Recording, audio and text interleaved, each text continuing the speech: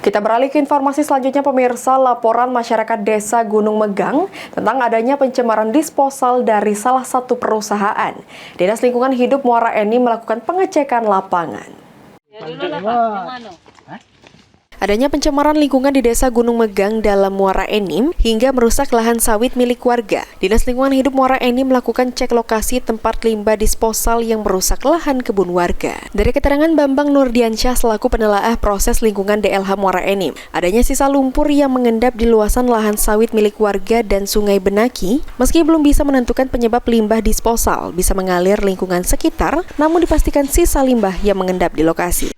Ikut mencemari Sungai Lengi karena di sini di lokasi ini terdapat Sungai Benaki yang bermuara ke Sungai Lengi. Seperti untuk memberi ketegasan sanksi kepada PT TBBI yang untuk luas keseluruhan tanah ini berkisar 5 hektar, yang terkena dampak ini diperkirakan 2 hektar. Yang terancam mati batang pohon kelapa sawit ini berkisar 200 batang.